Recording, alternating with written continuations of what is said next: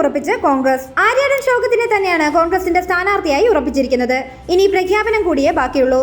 സ്ഥാനാർത്ഥിയെ നിർണയിച്ച് AICC അറിയിച്ചിരിക്കുകയാണ് party നേതൃത്വം.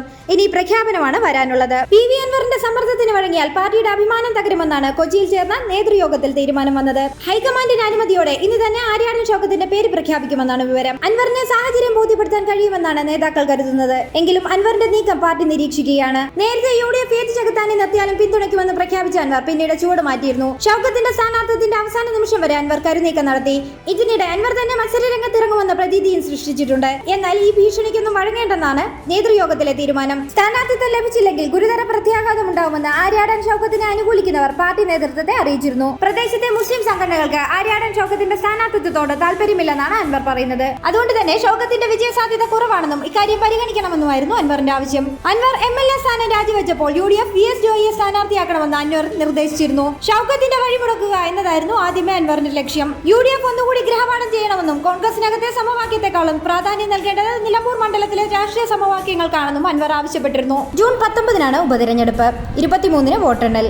ഉപതെരഞ്ഞെടുപ്പിനോടനുബന്ധിച്ച് മലപ്പുറം ജില്ലയിൽ മാതൃകാ പെരുമാറ്റച്ചട്ടം നിലവിൽ വന്നു. രാജ്യത്തെ ആകെ 5 മണ്ഡലങ്ങളിലാണ് ഉപതെരഞ്ഞെടുപ്പ് നടക്കുന്നത്. വിജ്ഞാപനം അടുത്ത ദിവസം നിലവിൽ വരും. ജൂൺ 2 വരെ നാമനിർദ്ദേശ പത്രിക സമർപ്പിക്കാം. 3-ന് സൂക്ഷ്മ പരിശോധന.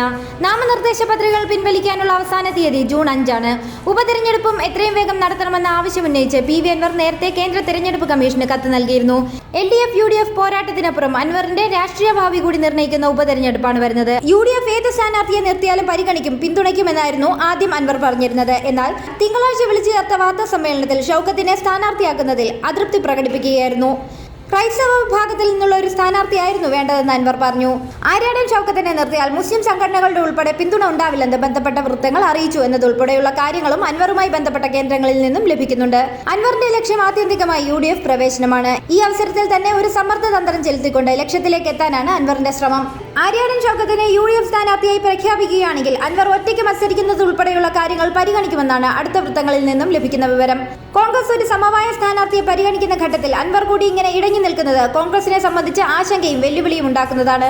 അതേസമയം അൻവറിന്റെ ക്രിസ്ത്യൻ സ്ഥാനാർത്ഥി പരാമർശത്തിൽ പ്രതികരിക്കാനില്ലെന്ന് ആര്യാടൻ ഷൗക്കത്ത് വ്യക്തമാക്കി. കോൺഗ്രസിനെ സംബന്ധിച്ചിടത്തോളം ഒരു സ്ഥാനാർത്ഥിയെ പ്രഖ്യാപിക്കാൻ അതിന്റേതായ ചില കാര്യങ്ങളുണ്ട്. അത് കഴിഞ്ഞ് UDF ഐക്യമായി സ്ഥാനാർത്ഥിയെ പ്രഖ്യാപിക്കും. ആ സ്ഥാനാർത്ഥിക്ക് വേണ്ടി സദാസജ്ജമായി നിലമ്പൂർ ഒരുങ്ങിയിരിക്കും, അദ്ദേഹം പറഞ്ഞു. നിലമ്പൂർ മണ്ഡലത്തിലെ ആര്യാടന്മാരുടെ കുത്തക അവസാനിപ്പിച്ചാണ് PV അൻവർ നിലമ്പൂർ സ്വന്തമാക്കിയത്. 1980 മുതൽ 2016 വരെ ആര്യാടൻ മുഹമ്മദ് വിജയിച്ചിരുന്ന മണ്ഡലം കോൺഗ്രസിന്റെ കയ്യിൽ നിന്നും LDFന് വേണ്ടി തിരിച്ചുപിടിച്ച അൻവർ ഇനിയും അവിടെ ആര്യാടൻ കുത്തക തിരിച്ചു വരുമോ എന്നതിൽ ആശങ്ക പ്രകടിപ്പിച്ചു. ആര്യാടൻ ഷൗക്കത്തിന് പകരം VS ജോയിയുടെ പേര് നിർദ്ദേശിച്ചതിന് പിന്നിലെ കാര്യവും അദ്ദേഹം വ്യക്തമാക്കി. വനം വന്യജീവി സംഘർഷവുമായി ബന്ധപ്പെട്ട് ഞാൻ മുന്നോട്ട് വെച്ച വിഷയം ഏറ്റവും നന്നായി ഏറ്റെടുത്ത് ചെയ്യാൻ യോഗ്യതയുള്ള സ്ഥാനാർത്ഥി VS ജോയിയാണ്. പ്രിയങ്ക ഗാന്ധിയുടെ വയനാട് ലോക്സഭാ മണ്ഡലത്തിൽ ഒരു ക്രിസ്ത്യൻ UDF MLA പോലുമില്ല. 20% പ്രാതിനിധ്യമുള്ള ക്രിസ്ത്യൻ സമുദായത്തിൽ നിന്നും ഒരു MLA പോലുമില്ല എന്ന വിഷയം കൂടി അവർ ഉന്നയിച്ചിട്ടുണ്ട്. ഇതുകൂടി പരിഗണിച്ചുകൊണ്ടാണ് ജോയിയുടെ പേര് നിർദ്ദേശിച്ചതെന്നും അൻവർ പറഞ്ഞു. താൻ ഒരു സാധാരണ പ്രവർത്തകനാണെന്നും സ്ഥാനാർത്ഥി നിർണയം പോലെയുള്ള വിഷയങ്ങൾ കൈകാര്യം ചെയ്യുന്നത് വലിയ നേതാക്കളല്ലേ എന്നും സ്ഥാനാർത്ഥി നിർണയത്തിലെ അതൃപ്തി പ്രകടിപ്പിച്ചതുകൊണ്ട് അൻവർ പറഞ്ഞു. നിലമ്പൂരിലെ കോൺഗ്രസ് സ്ഥാനാർത്ഥി ഏത് ചെകുത്താനാണെങ്കിലും തന്റെ പിന്തുണയുണ്ടാകുമെന്നായിരുന്നു കഴിഞ്ഞ ദിവസം മാധ്യമങ്ങളോട് അൻവർ പറഞ്ഞത്. എന്നാൽ ആര്യാടൻ ഷൗക്കത്തിന്റെ പേര് ഉയർന്നു വന്നതോടെ നിലപാട് മാറ്റി കടുത്ത അതൃപ്തി പ്രകടിപ്പിച്ചിരിക്കുകയാണ് അൻവർ. മലപ്പുറത്തെ കോൺഗ്രസിന്റെ ഏറ്റവും വലിയ സമ്പത്തെന്ന് പറയാവുന്ന ആര്യാടൻ പാരമ്പര്യത്തെ കണ്ടില്ലെന്ന് നടിക്കാൻ കോൺഗ്രസിന് കഴിയില്ല.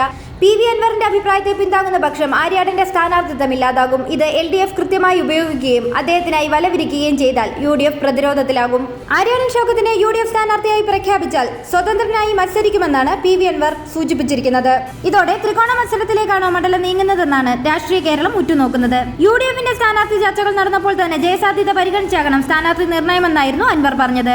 ആരെയെങ്കിലും MLA ആക്കാനല്ല താൻ രാജിവെച്ചതെന്നും വേണ്ടിവന്നാൽ നിലമ്പൂരിൽ മത്സരിക്കുമെന്ന സൂചന കൂടിയാണ് അൻവർ നൽകുന്നത്. പിണറായിസത്തെ തോൽപ്പിക്കാൻ കഴിയുന്ന സ്ഥാനാർത്ഥിക്കാണ് തന്റെ പിന്തുണയെന്നുമാണ് അൻവറിന്റെ പക്ഷം. ആര്യാടൻ ഷൗക്കത്തിന് മണ്ഡലത്തിൽ ജയസാധ്യതയില്ലെന്ന് തന്നെയാണ് അൻവർ അനുഭാവികളുടെയും വിലയിരുത്തൽ. സ്ഥാനാർത്ഥി നിർണയത്തിൽ അൻവറിന്റെ സമ്മർദ്ദത്തിന് കോൺഗ്രസ് വഴങ്ങിയിട്ടില്ലെന്നാണ് പുറത്തുവരുന്ന റിപ്പോർട്ടുകൾ വ്യക്തമാക്കുന്നത്. നിലമ്പൂരിൽ അൻവർ എഫക്ട് ഉണ്ടാകുമെന്നാണ് KPCC അധ്യക്ഷൻ സണ്ണി ജോസഫ് ആവർത്തിക്കുന്നത്. എന്നാൽ അൻവറിന് വഴങ്ങേണ്ടെന്നാണ് കോൺഗ്രസിലെ തന്നെ മറ്റൊരു വിഭാഗത്തിന്റെ തീരുമാനം. ഇതിനൊക്കെ പുറമെയാണ് സ്ഥാനാർത്ഥിത്വത്തിൽ അതൃപ്തിയുമായി VS ജോയിയുടെ രംഗപ്രവേശം. നിലമ്പൂരിൽ സ്ഥാനാർത്ഥിയാക്കാമെന്ന് ഉറപ്പ് തനിക്ക് നൽകിയിരുന്നതാണെന്നും അത് പാലിക്കപ്പെടാത്തത് ന്യായമല്ലെന്നുമാണ് VS ജോയ് കോൺഗ്രസ് നേതൃത്വത്തെ അറിയിച്ചിരിക്കുന്നതെന്നാണ് റിപ്പോർട്ടുകൾ. LDFനും UDFനും ഉപതെരഞ്ഞെടുപ്പ് നിർണായകമാകുന്നതിനോടൊപ്പം തന്നെ PV അൻവറിന്റെ നിലനിൽപ്പിന്റെ പ്രശ്നം കൂടിയാണ്.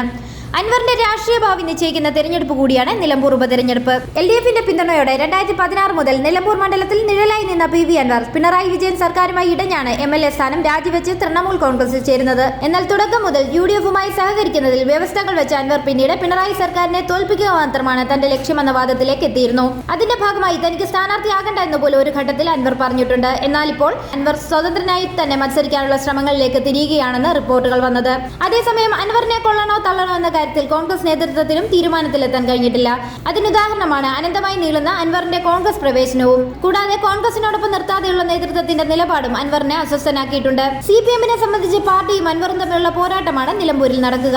നിയമസഭാ തിരഞ്ഞെടുപ്പിന് ഒരു വർഷം മാത്രം ശേഷിക്കെ നിലമ്പൂർ പിടിക്കാനായില്ലെങ്കിൽ പിണറായി സർക്കാരിന്റെ മൂന്നാം ഊഴമെന്ന സ്വപ്നത്തിനുള്ള തിരിച്ചടിയായും ചിത്രീകരിക്കപ്പെടും. കോൺഗ്രസിനാകട്ടെ KPCCക്ക് പുതിയ സാരഥി വന്നതിലൂടെ ഉപതെരഞ്ഞെടുപ്പിലെ വിജയത്തിലൂടെ വരാനിരിക്കുന്ന നിയമസഭാ തിരഞ്ഞെടുപ്പിൽ ഭരണം പിടിച്ചെടുക്കുകയുമാണ് ലക്ഷ്യം. ജൂൺ 19 നിലമ്പൂർ ഉപതെരഞ്ഞെടുപ്പ് പ്രഖ്യാപിച്ചിരിക്കുന്നത്. ജൂൺ 23 വോട്ടെണ്ണൽ നടക്കും.